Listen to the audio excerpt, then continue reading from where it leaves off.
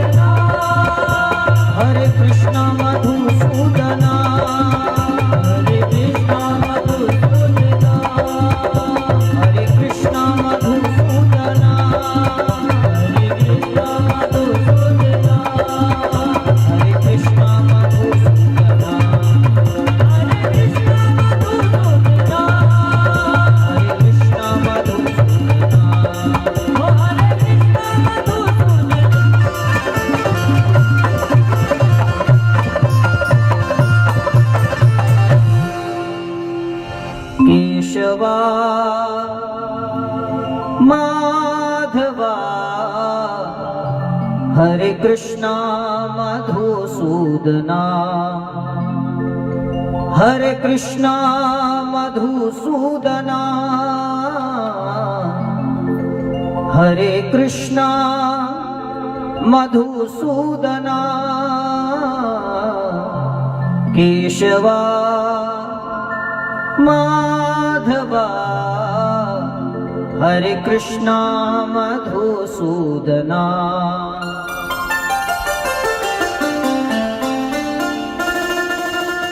भगवत चरणों में बारंबार प्रणाम। चंदनपुर के इस पावन भूमि पर श्रीमद् भागवत की मंगलमय कथा का हम लोग आश्रय ले रहे हैं। कथा के आज तृतीय दिवस में हम लोग प्रवेश कर रहे हैं। नैमिषारण्य की पुण्य भूमि पर विराजमान परमादरणीय श्री सूत जी शौनकादिक ऋषियों को श्रीमद् भागवत की मंगलमय कथा का आश्रय दे रहे हैं। इसी मंगलमय कथा के अंतर्गत कल हम लोग यहाँ पर भगवत चर्चा कर रहे थे और उसी के अंतर्गत कल मैंने आप लोगों को परीक्षित के जन्म की मंगलमय कथा का श्रवण कराया। महाभारत के अंतर्गत श्रीमद् भागवत की कथा का उदय होता है। कृष्ण कथा का उदय महाभारत के अंतर्गत परीक्षित के जन्म से भगवान की कथा का बड़ा पवित्र संबंध माना जाता है। कल मैं निवेदन कर रहा था, आदरणीय परीक्षित ने अनजाने में अपराध किया, कलयुग के दुष्प्रभाव से संत का अपमान किया। शास्त्रों के अनुसार अगर देखा जाए तो संतों की अपनी महिमा है, संतों का अपना महत्व है। और मैं अपनी जिम्मेवारी से बता रहा हूं आप लोगों को कि साधु अलग होता है, संत अलग होता है, महात्मा अलग होता है और सन्यासी अलग होता है। साधु कौन है? बोले साधयति इति साधु। जो साधना करता है वो साधु कहलाता है। जैसे नागा साधु होते हैं, दिगंबर साधु होते हैं। साधुओं की एक परंपरा होती है मेरे भाई, साधुओं की एक वेशभूषा होती है, साधुओं का एक ड्रेस कोड होता है। वे जो साधु परंपरा से होते हैं वो खड़ा तिलक लगाएंगे, आड़ा तिलक लगाएंगे, भगवा कपड़ा पहनेंगे, सफेद पहनेंगे, पीला पहनेंगे। उनका एक ड्रेस कोड बना होता है या उनकी परंपरा होती है और उस परंपरा से जो जुड़ जाता है वो साधु होता है, जो साधना करता है। तो साधयति इति साधु, जो साधना करे वो साधु है। तो फिर संत कौन है? बोले जो शांत है वो संत है। संत की कोई वेशभूषा नहीं होती, संत की कोई परंपरा नहीं होती। पैंट शर्ट पहनने वाला भी संत हो सकता है, धोती कुर्ता पहनने वाला भी संत हो सकता है। संत एक विचारधारा का नाम है, संत एक स्वभाव का नाम है, संत एक वृत्ति का नाम है। इसलिए भगवान स्वयं उद्धव से कहते हैं कि उद्धो मोहि संत सदा अति प्यारे। कि उद्धो मोहि संत सदा अति प्यारे। कि उद्धो मोहि संत सदा अति प्यारे। कि मैं संतन के पीछे जाऊं, मैं संतन के पीछे जाऊं, जहां जहां संत सिधारे। उद्धो मोहि संत सदा अति प्यारे। भगवान कहते हैं उधव मोही संत सदा अति प्यारे, मैं संतन के पीछे जाऊं जहां जहां संत सिधारे। आप तो सीधे तरीके से समझ लो कि साधु कौन और संत कौन। बोले जो साधना के द्वारा भगवान को ढूंढता है वो साधु कहलाता है, जो भगवान को ढूंढे वो साधु है, और जिसको भगवान ढूंढे वो संत कहलाता है। भगवान को ढूंढने वाला साधु होता है, और जो स्वयं परमात्मा जिस संत को ढूंढते हैं, सही मायने में देखा जाए तो संत के पीछे पीछे भगवान चलते हैं। भगवान को ढूंढे वो साधु, और जिसको भगवान ढूंढे वो संत होता है मेरे भाई। इसलिए उधव मोही संत सदा अति प्यारे, मैं संतन के पीछे जाऊं जहां जहां संत सिधारे। भगवान संत के पीछे पीछे चलते थे।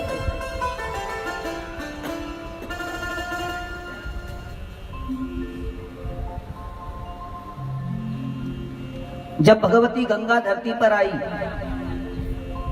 भागीरथ जी महाराज जब गंगा माता को धरती पर लाने के लिए तपस्या करते हैं, भागवत में कथा आती है, गंगा अवतरण की कथा। और गंगा की तो अपनी महिमा है मेरे भाई, गंगा का अपना महत्व है कि गंगा गंगा तीयो ब्रूयात् योजनानां शतैरपि मुच्यते सर्व पापेभ्यो विष्णुलोकं स गच्छति।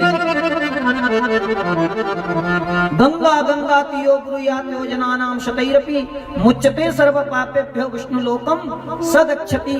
गंगा की अपनी महिमा है, जैसे नर्मदा का अपना महत्व है ना। नर्मदा पुराण में वर्णन आता है, नर्मदा के किनारे 60 करोड़ 60 हजार तीर्थ माने जाते हैं। कितने? 60 करोड़ 60 हजार तीर्थ, ऐसा नर्मदा पुराण में वर्णन है। नर्मदा के किनारे दक्षिण तट और उत्तर तट। वायु पुराण में तो 68 करोड़ तीर्थों का वर्णन मिलता है। तो जैसे नर्मदा की महिमा है, ऐसे गंगा का महत्व है मेरे भाई।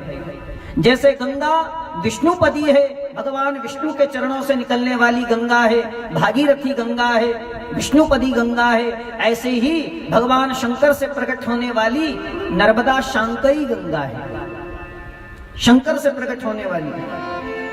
इसलिए कहा जाता है ना, मां नर्मदा तू है कलियुग की गंगा।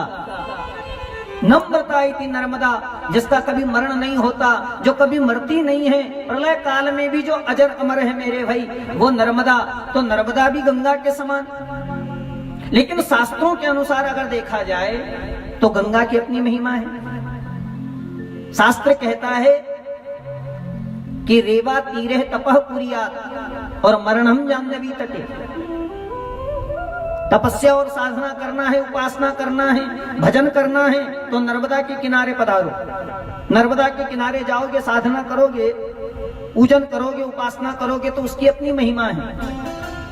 तो रेवा तीरे तपः कुर्यात् और मरणम जाह्नवी तटे।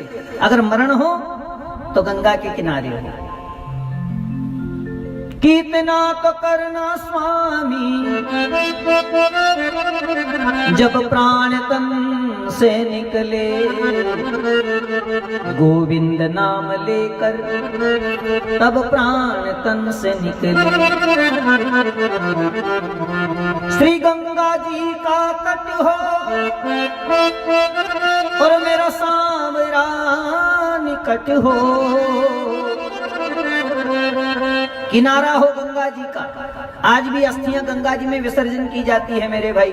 तो गंगा की अपनी महिमा है, गंगा का अपना महत्व है। किसने कहा है कि लाख चमके तारे आफताब हो नहीं सकता, और रखो हजारों साल गंगा जल खराब हो नहीं सकता। कितने भी तारे कितने भी चमके, आकाश में करोड़ों तारे हैं, कोई गिनती नहीं लगा सकता। थोड़ा बेस बढ़ाओ। आकाश में कितने तारे हैं, लेकिन सारे तारे मिलकर के और चंद्रमा की बराबरी नहीं कर सकते। चंद्रमा तो अकेला ही काफी है ना आकाश में। लाख चमके तारे आफताब हो नहीं सकता। आफताब का मतलब होता है चंद्रमा। उर्दू में चंद्रमा को क्या कहा जाता है? आफताब।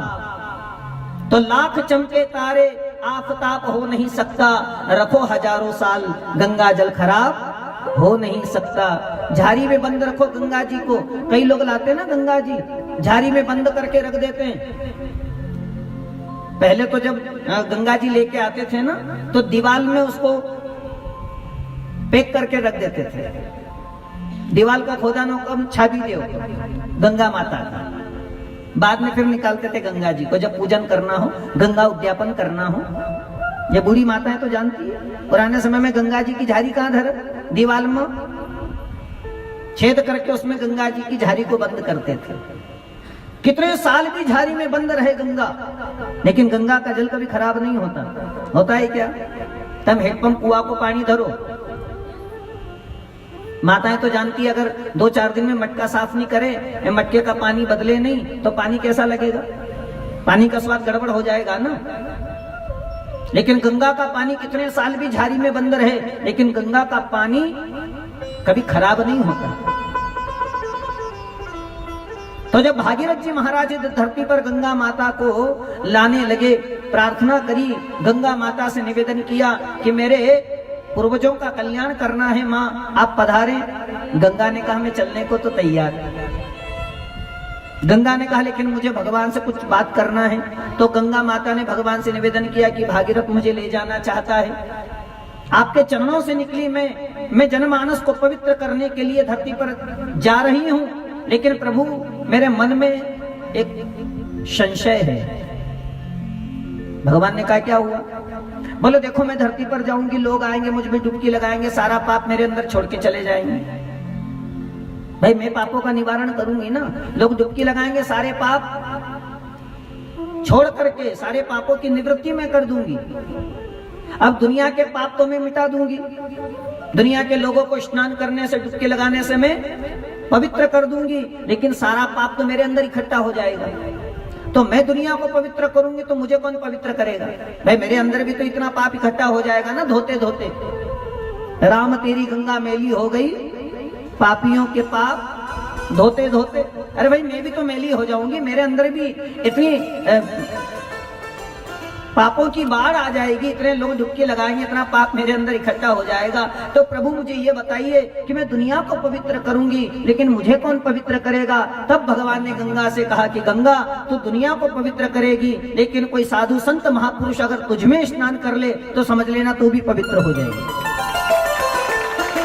गंगा दुनिया को पवित्र करती है, लेकिन जो गंगा को भी पवित्र करने का सामर्थ्य रखते हैं वो संत महापुरुष होते हैं मेरे भाई। संतों का आश्रय लेने से गंगा भी पवित्र हो जाती है। तो साधु अलग, संत अलग, महात्मा अलग। महात्मा कौन है? गीता में कहा है महांतस्ते समचित्ताः प्रशांता स महात्मा। जो सागर की तरह धीर गंभीर है मेरे भाई, अनुकूल प्रतिकूल परिस्थिति में समान रहता है, सुख और दुख में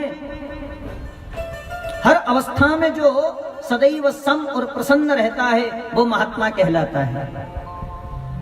इसलिए भागवत जी में सुदामा को भी महात्मा कहा गया है। प्रशांतात्मा जितेंद्रिय, प्रशांत आत्मा है वो महात्मा है, जो अनुकूल प्रतिकूल परिस्थिति में समान है, जो हर परिस्थिति में प्रसन्न रहता है वो महात्मा कहलाता है।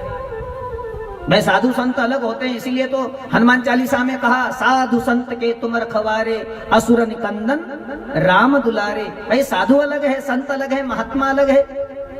और सन्यासी कौन? बोले काम्या नाम कर्मणान्यासम संन्यासम कवयो विदु।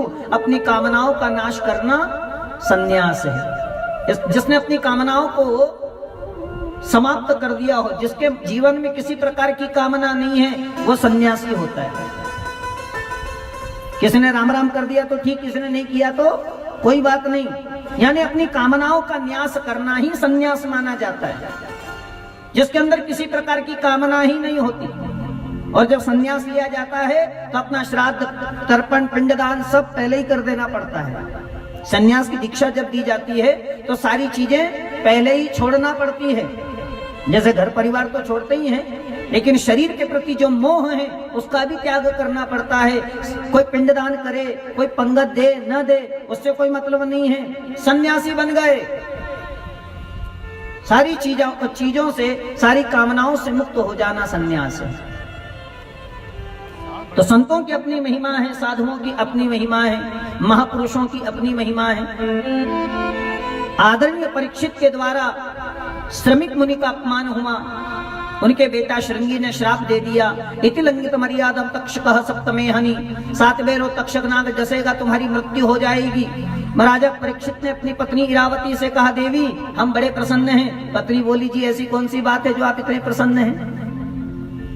पत्नी इरावती कहती है, क्या हुआ जो आप इतने प्रसन्न हैं? परीक्षित ने कहा कि आज मैं इसलिए प्रसन्न हूं क्योंकि मुझे आज अपने मरने की खबर मिल गई है, मैं मरने वाला हूं। अब बताओ, तुमसे कोई कह दे कि तुम मरने वाले हो तो तुमको खुशी होगी क्या? मौत बाद में आएगी, हार्ट अटैक पहले ही आ जाएगा, जी पहले घबराने लग जाएगा, अस्पताल में भर्ती करना पड़ेगा। क्योंकि मौत की खबर सुनकर के कौन खुश होता है मेरे भाई। लेकिन परीक्षित कहते हैं, देवी मैं इसलिए प्रसन्न हूं क्योंकि मेरे जीवन के भी 7 दिन बचे हैं। 7 दिन के पहले मैं मर नहीं सकता ना, मेरे मरने की खबर मिल गई। और दुनिया में ऐसा कोई है क्या जैसे अपने मरने की खबर मिली हो कि भाई तू काल मरग? ऐसा कोई जानता है? किसी को पता नहीं।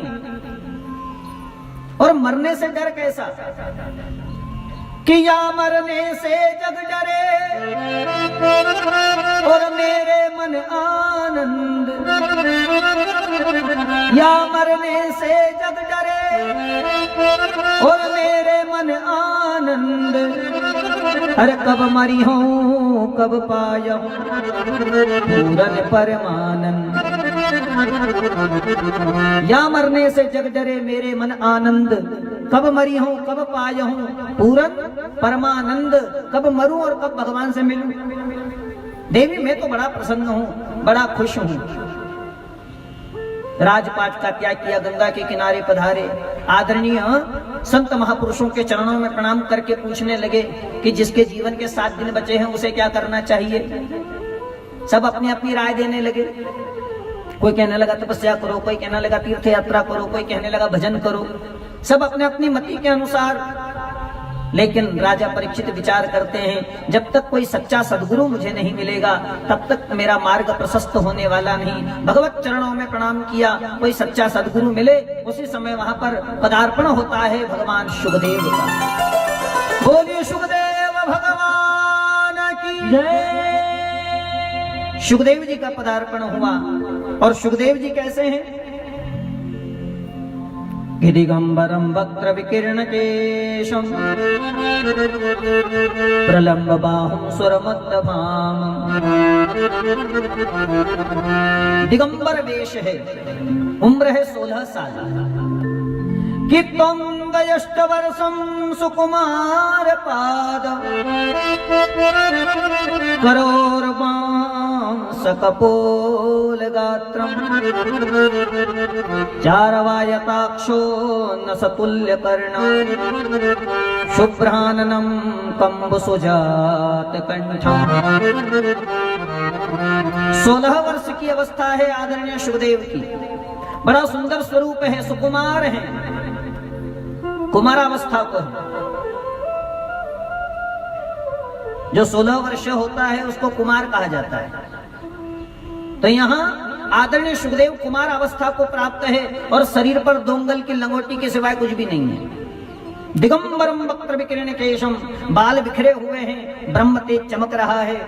ऐसा सुंदर स्वरूप सुखदेव का। और सुखदेव तो ब्रह्मज्ञानी है।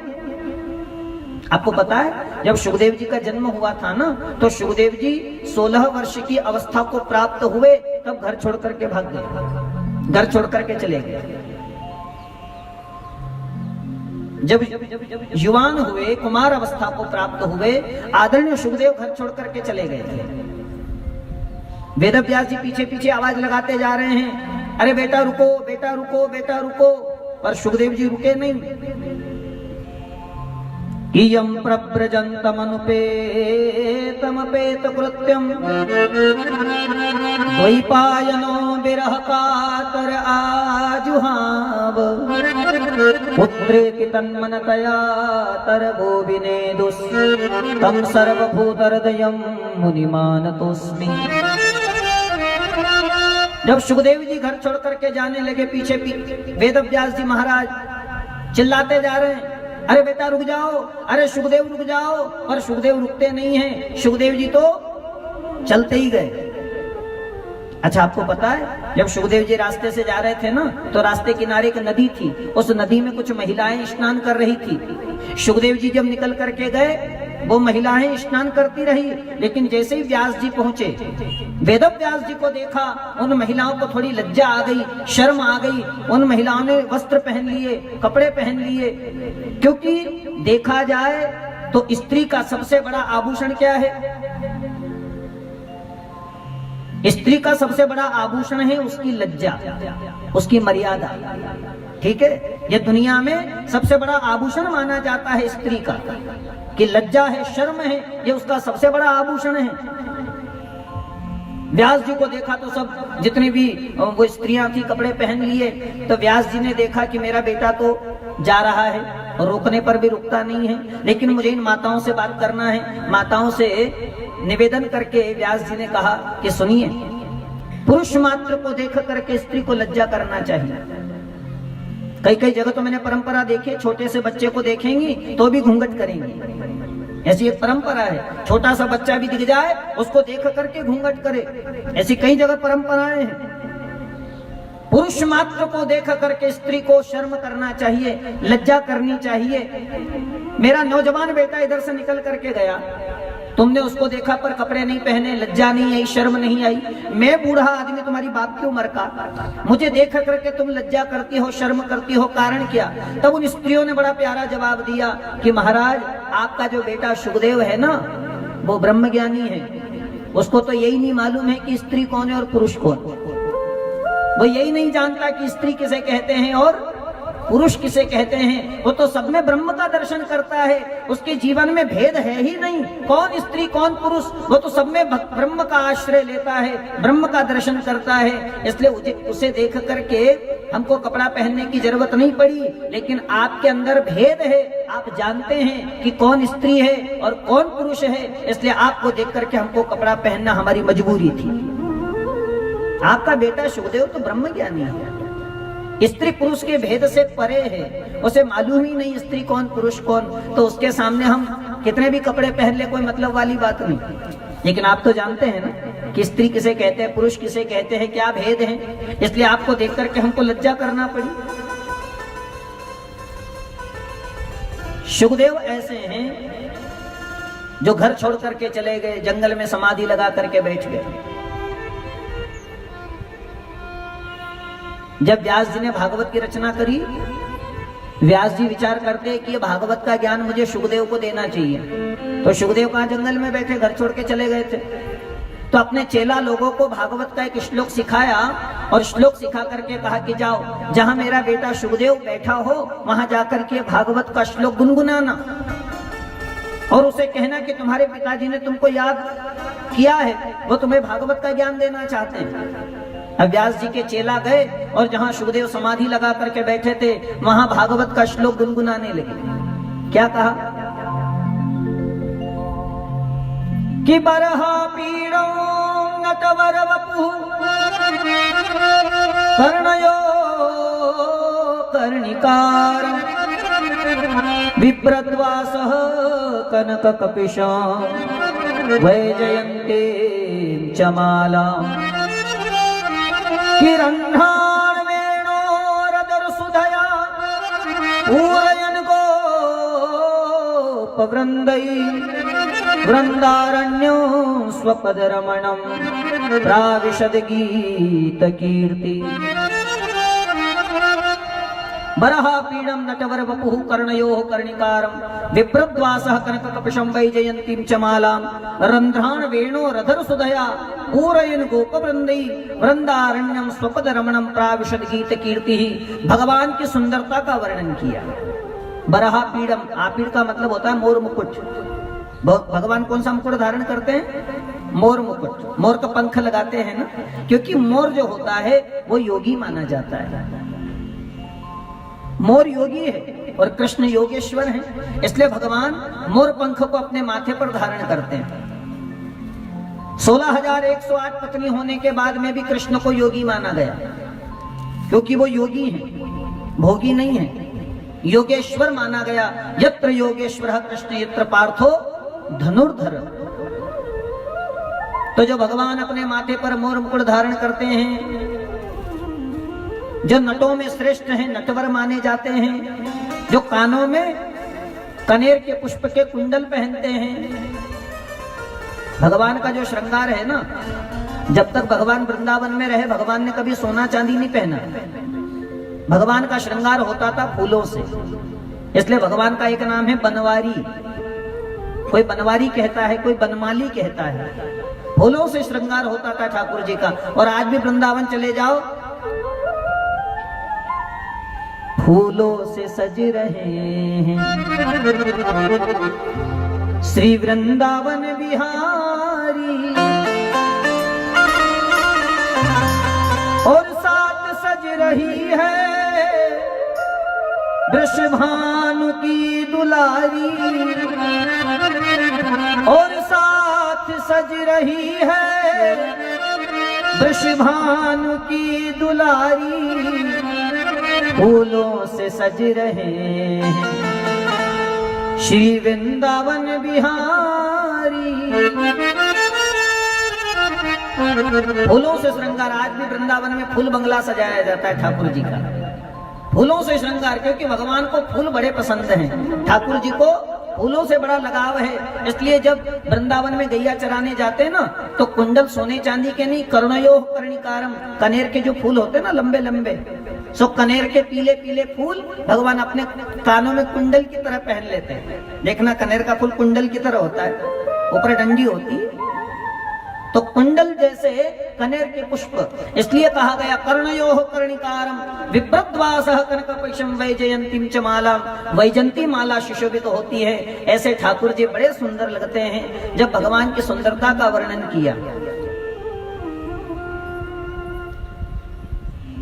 सुखदेव जी बैठे थे समाधि में, आंख खुल गई। सुखदेव जी ने कहा भैया थोड़ा आगे सुनाओ, बहुत अच्छा तुमने वर्णन किया, कितनी सुंदर झांकी है, कितना प्यारा है वो, जरा आगे वर्णन करो ना।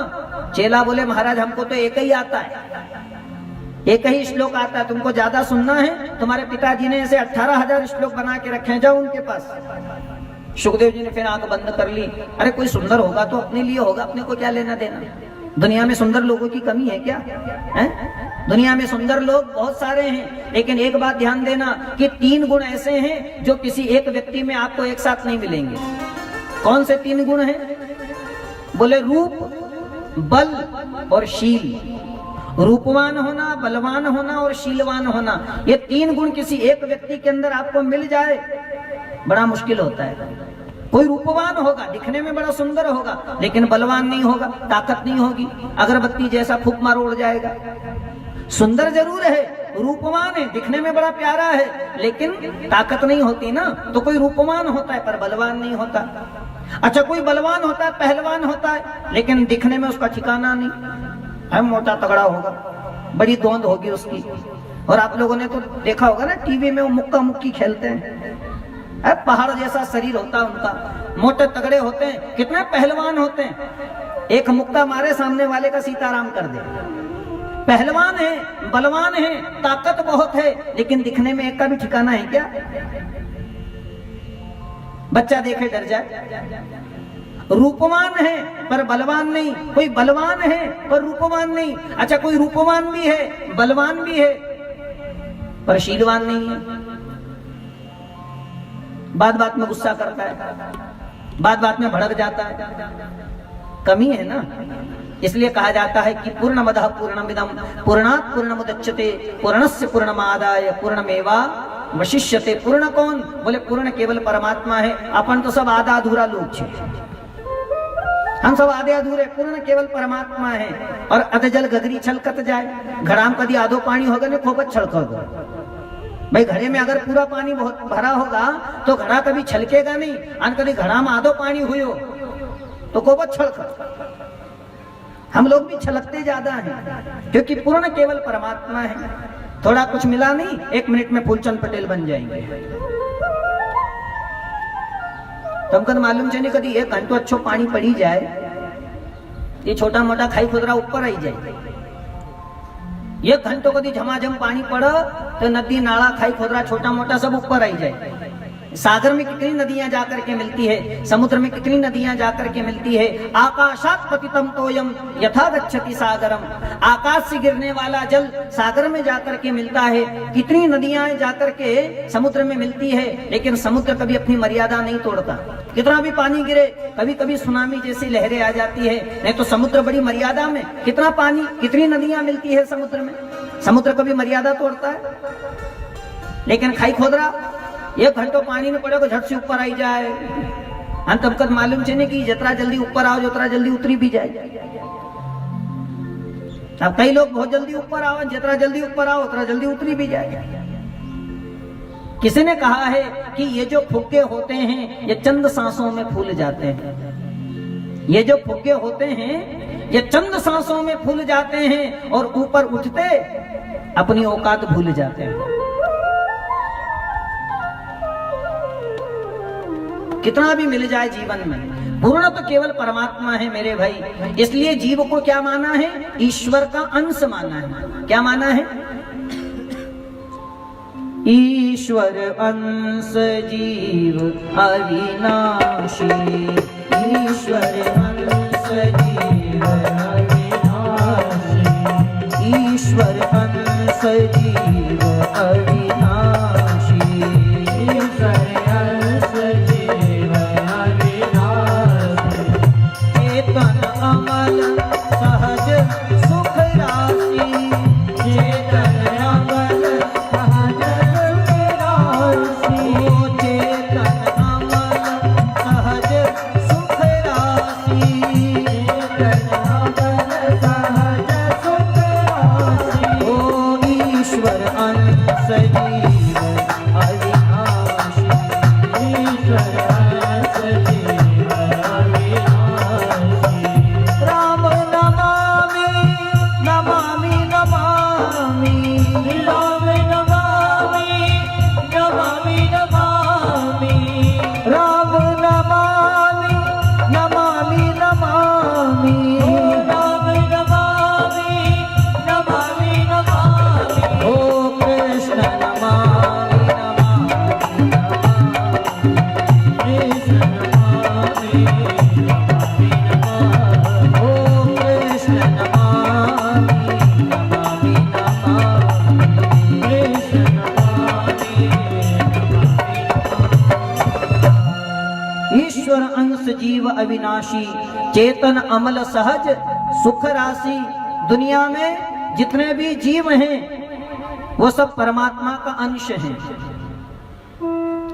ईश्वर अंश जीव अविनाशी, चेतन अमल सहज सुख राशि। हम परमात्मा का अंश माने जाते हैं, हम परमात्मा नहीं हैं। इसलिए गीता में कहा भगवान कृष्ण ने, ममैवांशो जीवलोके जीवभूत सनातन। इसलिए पूर्ण तो परमात्मा है ना। भगवान जैसा दुनिया में सुंदर कौन हो सकता है। अरे भाई, जिसकी रचना इतनी सुंदर, वो कितना सुंदर होगा, जरा कल्पना करो। जिसने दुनिया बनाई है उसको बनाने वाला कितना सुंदर। सुखदेव जी ने कहा, भाई आगे सुनाओ। चेला मना कर गए, महाराज आपको ज्यादा सुनना है, तुम्हारे पिताजी ने से 18,000 श्लोक बनाए हैं भागवत के, चले जाओ उनके पास। सुखदेव जी फिर आंख बंद करके बैठ गए। सुंदर होगा कोई अपने लिए, अपने को क्या लेना देना। चेला गए व्यास जी के पास। व्यास जी ने पूछा, क्या हुआ, मेरा बेटा सुखदेव नहीं आया? बोले महाराज हमने भागवत का श्लोक सुनाया। उन्होंने आंखें खोली, उन्होंने कहा आगे सुनाओ। अब तुमने हमको एक सिखाड़ो, अब एक ही आता सो सुना दिया, दूसरा तो आता नहीं, सुनाते क्या। हमने कहा जाओ पिताजी के पास, सो मना कर गए।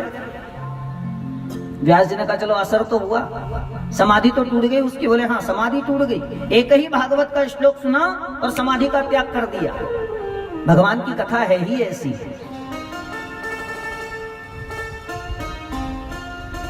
ढूंढा तुझे जहां में तेरा पता नहीं, और जब लगा तेरा पता अब मेरा पता नहीं। वो तो है ही ऐसा कि ढूंढा तुझे जहां में और तेरा पता नहीं, और जब लगा तेरा पता अब मेरा पता नहीं।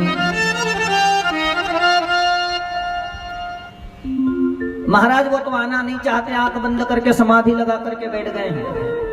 अच्छा, व्यास जी ने फिर दूसरा श्लोक सिखाया, जाओ अब जाकर के सुनाना। और अब मुझे पक्का भरोसा है कि अब मेरा बेटा सुखदेव दौड़ करके मेरे पास आएगा भागवत का ज्ञान लेने के लिए। अच्छी बात, चेला गए और सुखदेव जी जहां बैठे थे वहां जाकर के भागवत का श्लोक गुनगुनाने लगे।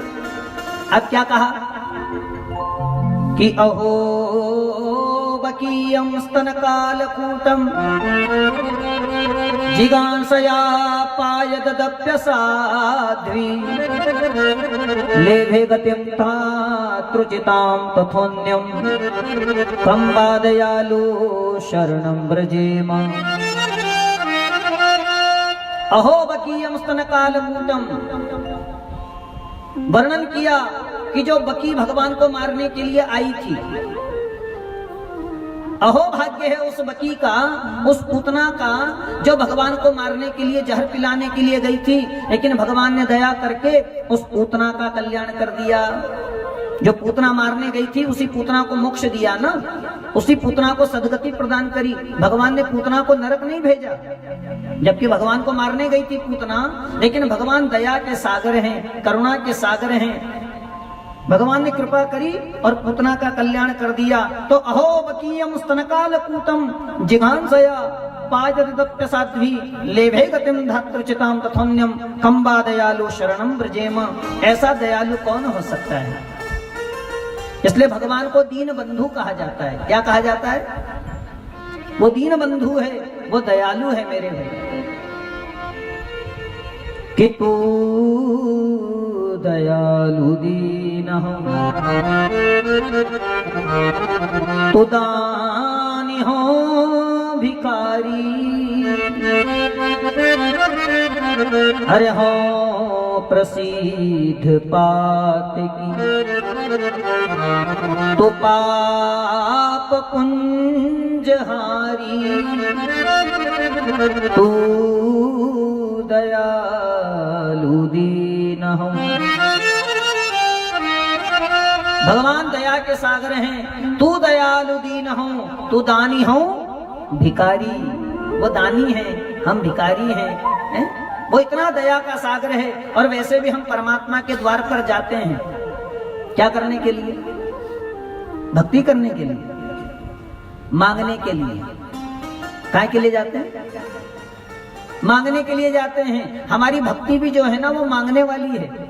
देखो दो भक्ति है, एक है मल भक्ति, एक है अमल भक्ति। भागवत में वर्णन उसका। मल भक्ति होती है मांगने वाली। आपने अगरबत्ती लगाई, नारियल चढ़ाया, कपूर जलाया, लेकिन उसके बदले कुछ डिमांड, कुछ मांग लिया आपने। 1 रुपए का कपूर जलाएंगे और 1 लाख रुपए की डिमांड करेंगे। लोग बड़े होशियार हैं। आरती भी उतारते जाएंगे और साथ में लिस्ट भी लगाते जाएंगे कि सुख संपत्ति करावे, कष्ट मिटे तन काउम जय जगदीश हरे। आरती काय को उतारते हैं? बोले भगवान, लिस्ट भी साथ में ही लगा रहे हैं ना आरती में।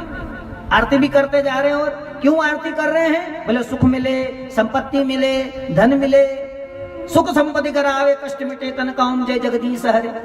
मांगने वाली भक्ति है, इसको कहते हैं मल भक्ति।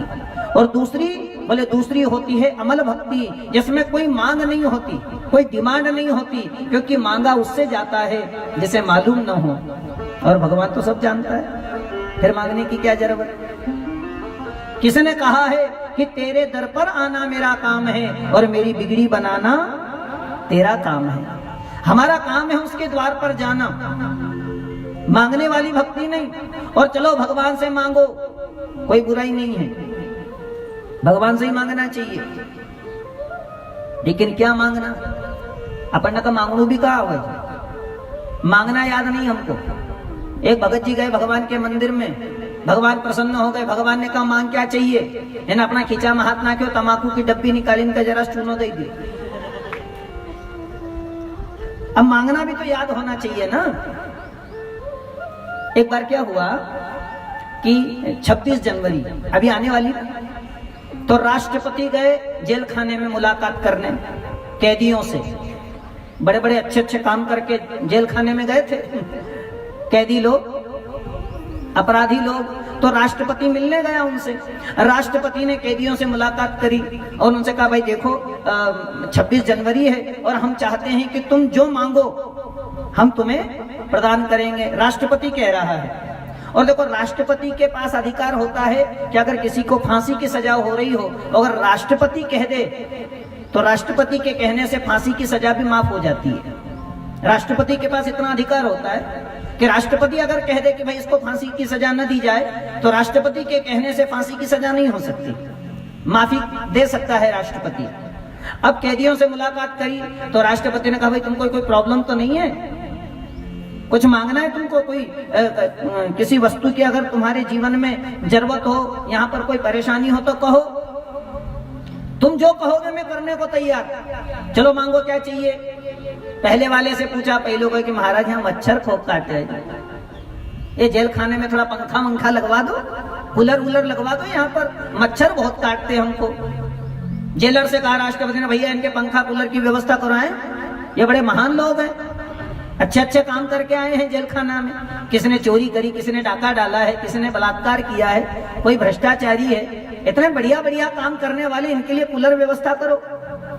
दूसरे से पूछा भैया आपको कोई प्रॉब्लम? अरे महाराज क्या बताएं, खाने का ठिकाना नहीं, पानी जैसी दाल, दाल को एक दानों भी देखा तो काम। थोड़ा बढ़िया हरी सब्जी मिला करे, थोड़ी रोटी भी घी लगी हुई चकाचक मिले, खाने में मजा आना चाहिए। जेलर से कहा भैया थोड़ा इनके खाने पीने की व्यवस्था देखो, अच्छी बात है। तीसरे से पूछा क्यों भाई, तुमको देखो जो कहोगे मैं करूंगा, मांगो क्या चाहिए। तीसरो कहे महाराज सवना कलेणी टाट मिले, नीचे सवना पड़े, जरा पलंग वलंग लगाड़ो, अच्छा बढ़िया पलंग हो, गादी हो, रजी चकाचक बढ़िया नींद आए। जेलर से कहा देखो इनके लिए थोड़ा सोने की व्यवस्था ढंग से करो। अब राष्ट्रपति कह रहा है कि मांगो क्या चाहिए। कई को पलंग मांगी रोज, कई को पंखो मांगी रोज, कई को खाना तो मांगी रोज, पर बंदो कई को आसो नहीं, कई तो यहाँ से बाहर निकालो। अब राष्ट्रपति कहता है कहो मैं क्या करूं, तुम जो कहोगे मैं करने को तैयार। पलंग मांगी रहा है, खाना तो मांगी रहा है, यहाँ नहीं मारागा, पर कई को आसोन कई लोग यहाँ से बाहर निकालो हमका। अपनी भी हालत वसी होना, कैदी ने जसी छे कई कितना पाप करी ना अपन आया न, फिर भी यहाँ कई मांगी रहे, बोले सुख मिली जाए, धन मिली जाए, पैसा मिली जाए। आसो ने कई तो कि भगवान का भवसागर सी पार करो। कोई ये नहीं कहता कि मुझे मुक्त करो, मुझे मुक्ति दे दो, मेरा कल्याण कर दो, बस रुपया मिल जाए, धन मिल जाए। हम लोगों की हालत भी उस कैदियों जैसी है मेरे भाई, न जाने कितने जन्म जन्मांतर के पाप हमने किए, भटक रहे हैं हम लोग, कई योनियों में भटकते भटकते यहाँ आए और यहाँ भी फिर चक्कर में पड़ गए मेरे भाई। मांगना याद नहीं है। राष्ट्रपति तो सबको जेल खाने से निकाल सकता है ना, अब वो भी तो राष्ट्रपति है, हम सबका मालिक है, जो मांगोगे मिलेगा ना। पर मांगनो याद कहाँ से पढ़ना को, मांगना याद ही नहीं है। और किसी ने कहा है कि मांगो उसी से जो दे दे खुशी से, और कहे ना किसी से। भगवान से मांगने की जरूरत नहीं है मेरे भाई।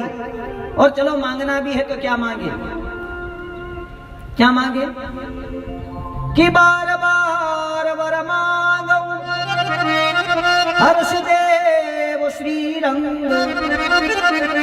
बार बार वर मांगो हर्ष देव श्री रंग, पद सरोजन पायनी और भक्ति सदा सत्संग। क्या मांगना है? बोले बार बार वर मांगा हूं हर्ष देव श्री रंग, पद सरोजन पायनी भक्ति सदा सत्संग। जीवन में भक्ति मिले, आपके चरणों का आश्रय मिले, इसके अलावा कुछ मांगना नहीं। क्योंकि भगवान तो दया का सागर है। पूतना जब आती है तो पूतना का कल्याण करते हैं। भागवत में पूतना का एक नाम है बकी। क्या नाम है? बकी, क्योंकि आगासुर और बकासुर की बहन है, इसलिए अहो बकीयम स्तन कालकूटम, कालकुच विष लगा करके आई थी पूतना। आज भगवान ने पूतना को सदगति प्रदान करी। और जैसे ही भागवत का श्लोक गुनगुनाया, सुखदेव जी समाधि में बैठे थे, आंखें खुल गई। सुखदेव जी ने कहा भैया आगे सुनाओ। चेला बोले हमको तो इतना ही आता है, अब जेतरा उतरो सुनाई दियो, तुमको ज्यादा सुनना है तुम्हारे पिताजी के पास पधारो। ऐसे 18,000 श्लोक 12 स्कंद और 335 अध्याय महाराज जाकर के भागवत का ज्ञान ले लो। आज तो सुखदेव जी से रहा नहीं गया और सुखदेव जी भागवत का ज्ञान प्राप्त करने के लिए दौड़े दौड़े अपने पिता व्यास के पास पधारे हैं। मन को आकर्षित कर लिया है, क्योंकि कृष्ण का चरित्र ऐसा ही है मेरे भाई। कृष्ण का मतलब क्या होता है? कर्षति जीवानाम चित्तमिति कृष्ण, जो सबके मन और सबके चित्त को आकर्षित करता है। कर्षति, आकर्षित करने वाला, वो कृष्ण कहलाता है। किस देवता ने मेरा दिल चुरा लिया, किस देवता ने मेरा दिल चुरा लिया। तन की खबर ना रही, तन की खबर ना रही, मेरे मन को चुरा लिया। किस देवता ने मेरा दिल चुरा लिया, ओ किस देवता ने मेरा दिल चुरा लिया, ओ किस देवता चुरा लिया, हो किस देवता ने। सभी गाइए, मेरा दिल चुरा लिया। तन की खबर ना रही, तन की खबर ना रही, तन की खबर ना रही,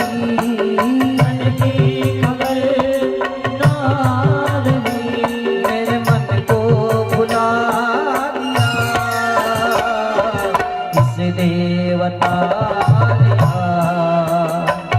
मेरा दिल चुरा लिया, हो किस देवता ने। सभी गाइए, मेरा दिल चुरा लिया।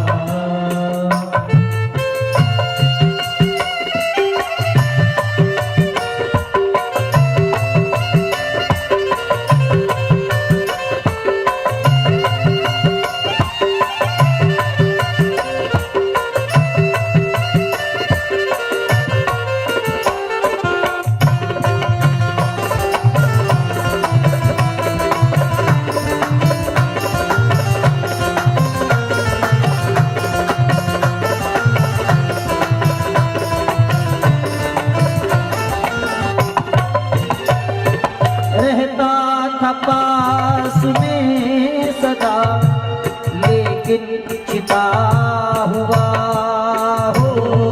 रहता था पास में सदा, लेकिन छिपा हुआ। रहता था पास में सदा, लेकिन छिपा हुआ हो।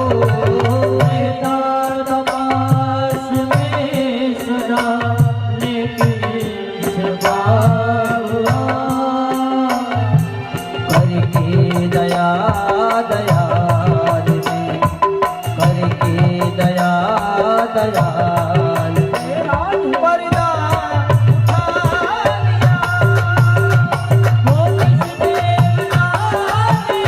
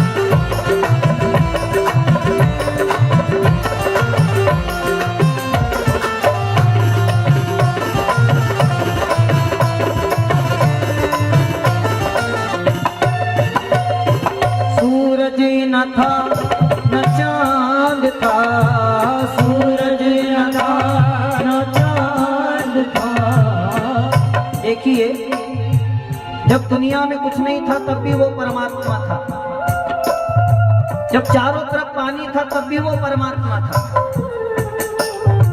सूरज न था न चांद था, सूरज न था न चांद था, न बिजली थी वहाँ हो। सूरज न था न चांद था, न बिजली थी वहाँ। ओ सूरज न था न चांद था, बिजली थी वहाँ। सूरज न था न चांद था, न बिजली थी वहाँ। एकदम अजब श्याम का, एकदम अजब श्याम का, जलवा दिखा दिया इस देवता ने आज, मेरा दिल चुरा दिया इस देवता ने आज, मेरा दिल चुरा दिया हो। इस देवता ने आज, मेरा दिल चुरा दिया। ओ तन की खबर ना रही, तन की खबर ना रही, तन की खबर ना रही, तन की खबर ना रही, मेरे मन को भुला दिया।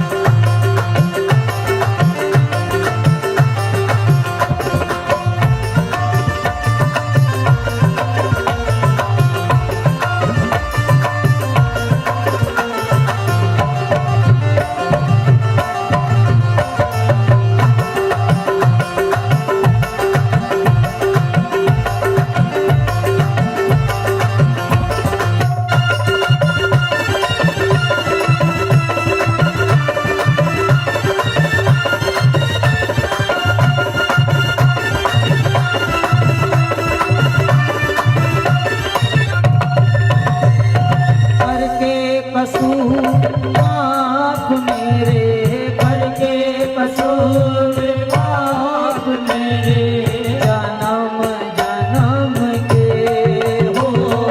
करके कसूर माफ मेरे, जन्म जन्म के, करके कसूर माफ मेरे, जन्म जन्म के हो।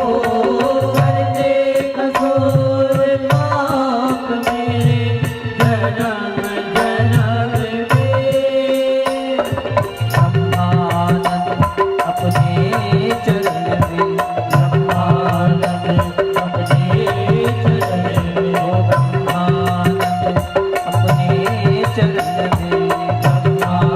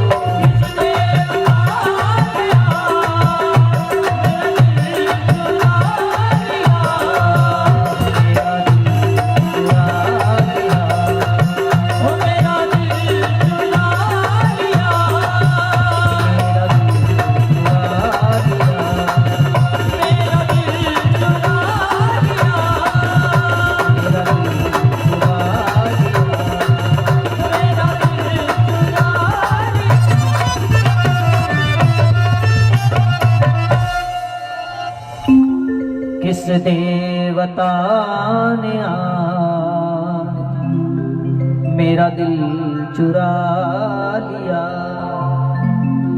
तन की खबर ना रही, तन की खबर ना रही, मेरे मन को चुरा लिया।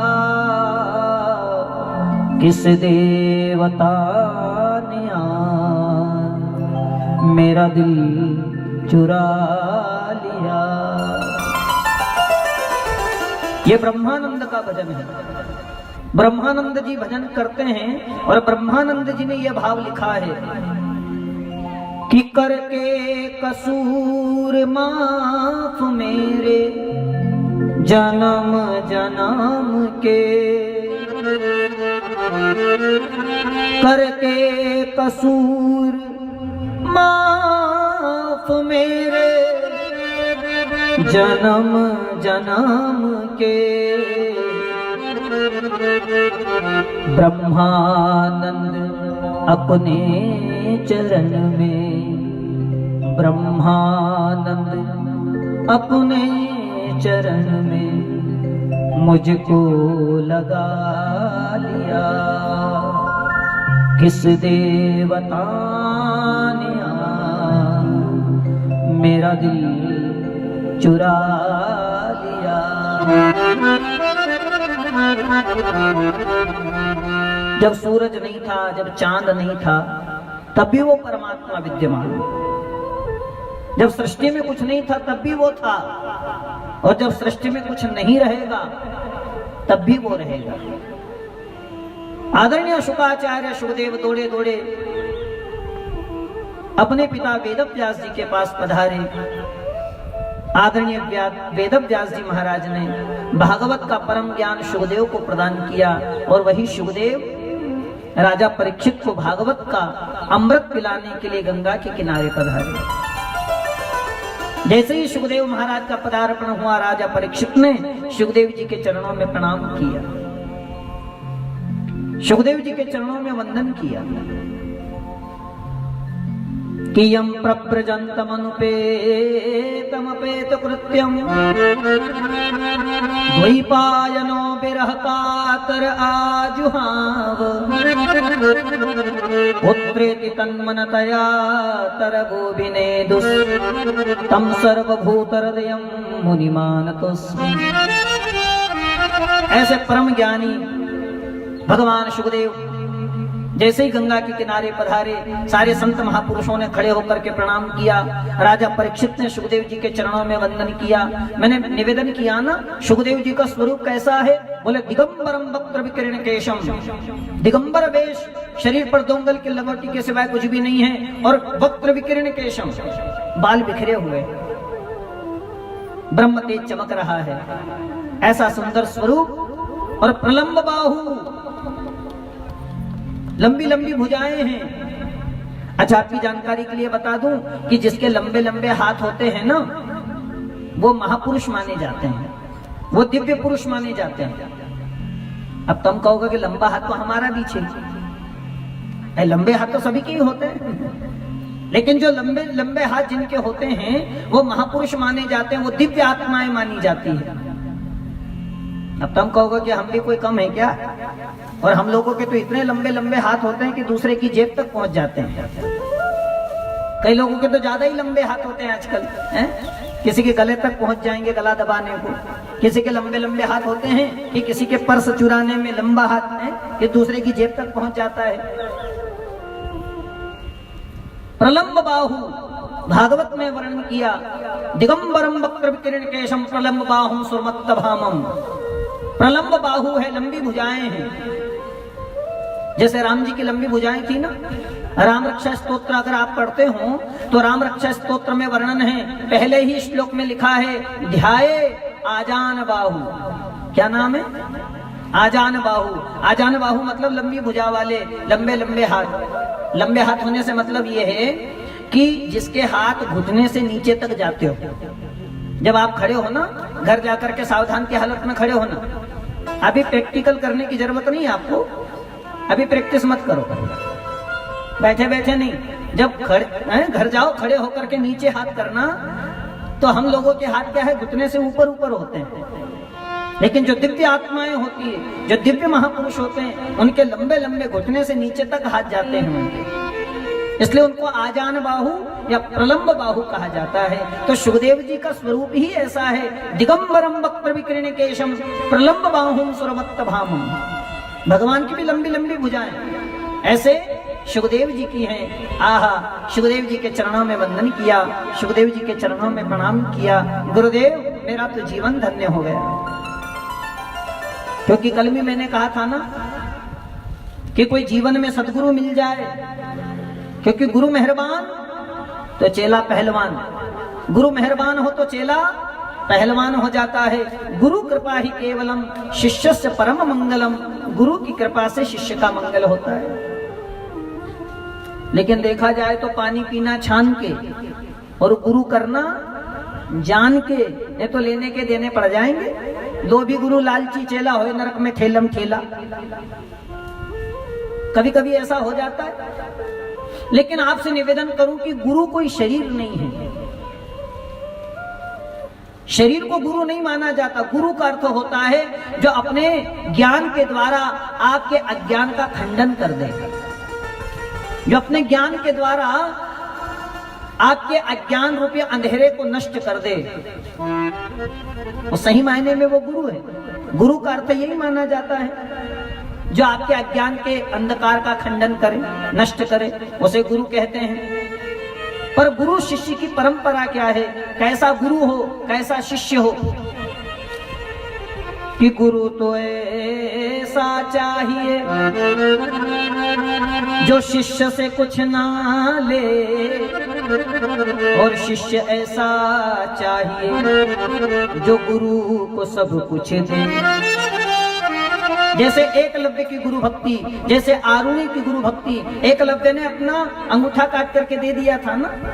गुरु तो ऐसा चाहिए जो शिष्य से कुछ ना ले, और शिष्य ऐसा चाहिए जो गुरु को सब कुछ दे। केवल माल हड़पने का काम करे वो गुरु नहीं।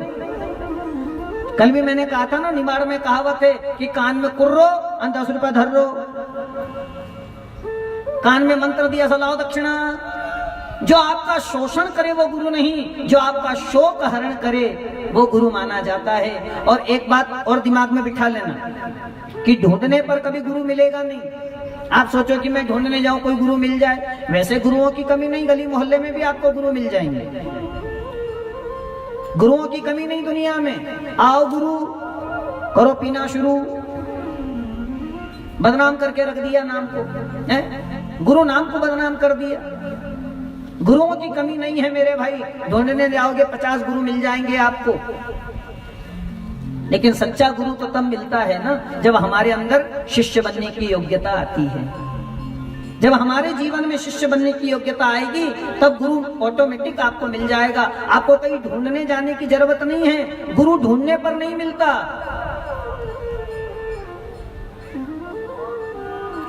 गुरु खोजने से नहीं मिलता मेरे भाई, गुरु स्वयं में खो जाने से मिलता है। खोजने से गुरु नहीं मिलेगा, बल्कि स्वयं में खो जाने से गुरु मिलेगा।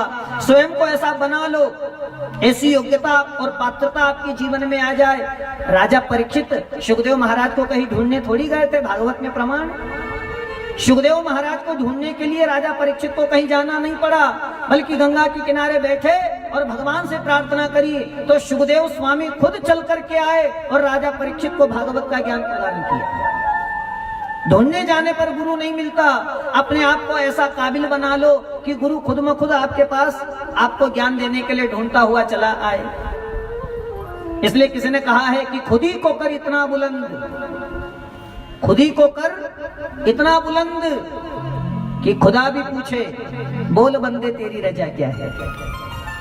खुद को ऐसा बना लो कि भगवान भी तुमसे पूछे कि बोल तेरी इच्छा क्या है, तू चाहता क्या है?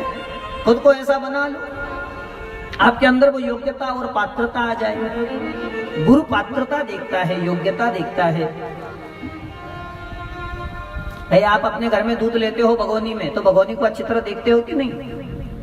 बाल्टी में दूध लेते हो, गिलास में दूध लेते हो, तो पहले चेक करते हो ना कि भगोनी अच्छी है नहीं तो फुटली हो काम केतरो भी दूध ले अमृत जसो, लेकिन फुटली बगोने सब बगड़ जाएगा। ऐसा ही गुरु ज्ञान देता है, लेकिन गुरु देखता है कि भाई इसके अंदर पात्रता कैसी है, योग्यता है कि नहीं तो अपना भी फुटलो बर्तन। अब गुरु खोटी ज्ञान दे, लेकिन अपनो बर्तन फुटलो छत कर कई, योग्यता और पात्रता देखी जाती है ना।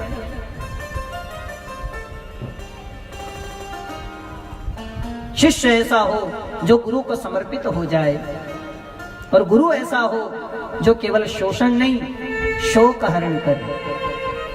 सुखदेव जी के चरणों में राजा परीक्षित ने प्रणाम किया, वंदन किया, गुरुदेव के चरणों में नमन किया। आइए हम लोग अपने अपने गुरु का स्मरण करते हुए मेरे साथ आप लोग भाव से गाएंगे।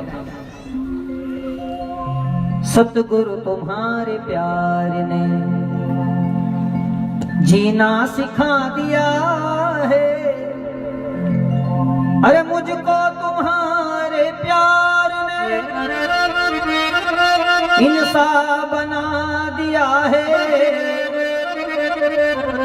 अरे मुझको तुम्हारे प्यार ने इंसान बना दिया है। सतगुरु तुम्हारे प्यार ने जीना सिखा दिया है, सतगुरु तुम्हारे प्यार में।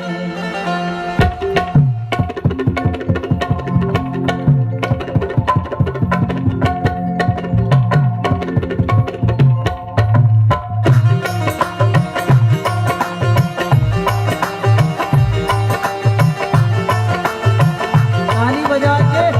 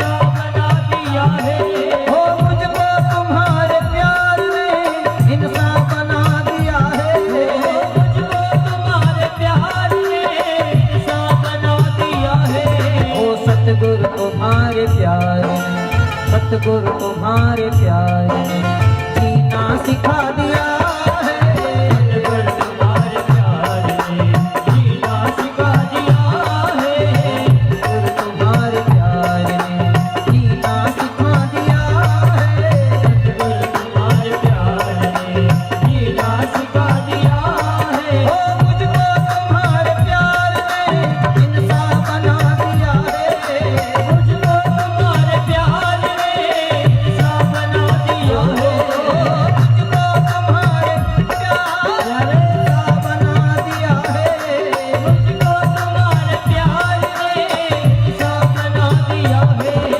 सतगुरु तुम्हारे प्यार, सतगुरु तुम्हारे प्यार जीना सिखा दिया है, सतगुरु तुम्हारे प्यार जीना सिखा दिया है, सतगुरु तुम्हारे प्यार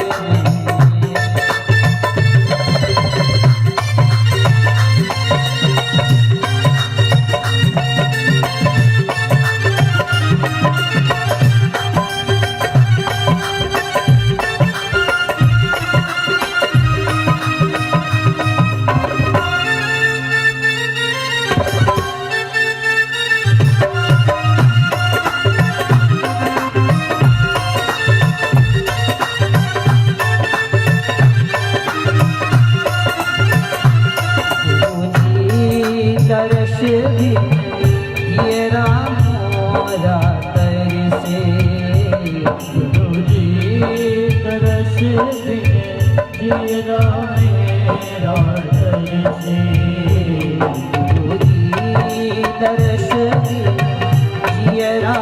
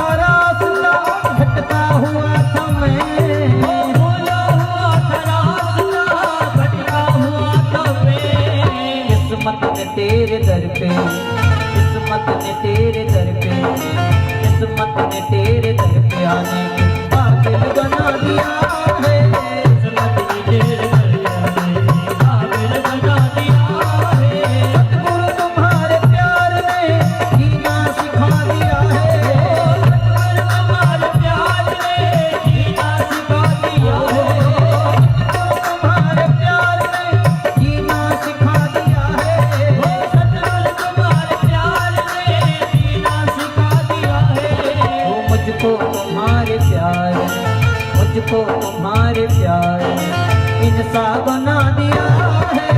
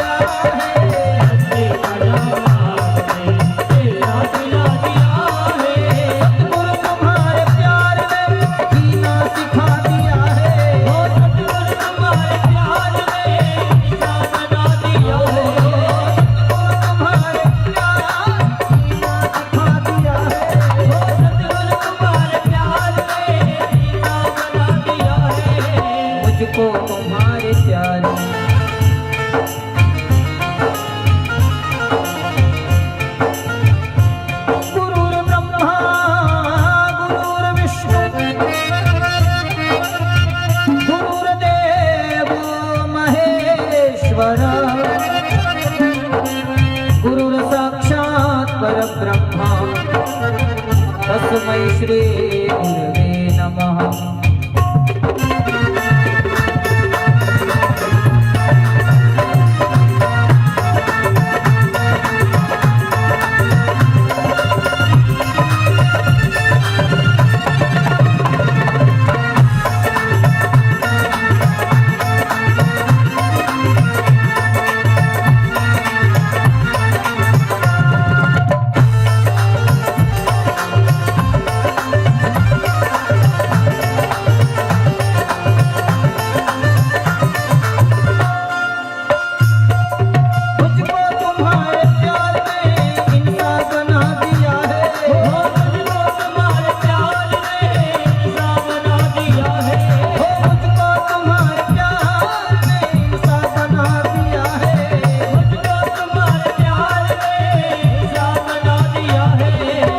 सतगुरु तुम्हारे प्यार में,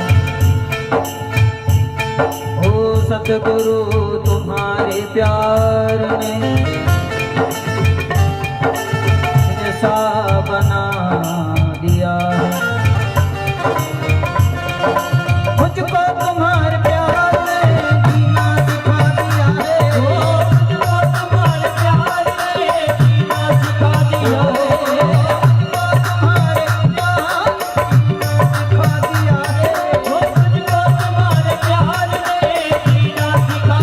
है। सतगुरु तुम्हारे प्यार, गुरु तुम्हारे प्यार, सतगुरु तुम्हारे प्यार जीना सिखा दिया है।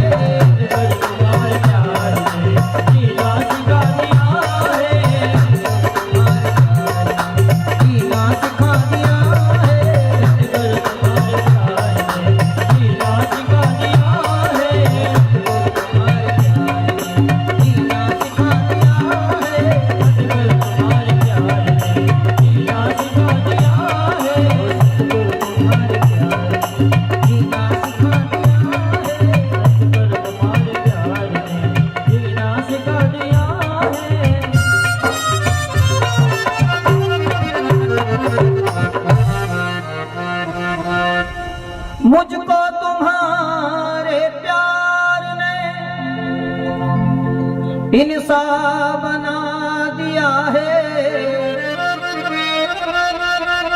मुझको तुम्हारे प्यार ने इंसा बना दिया है,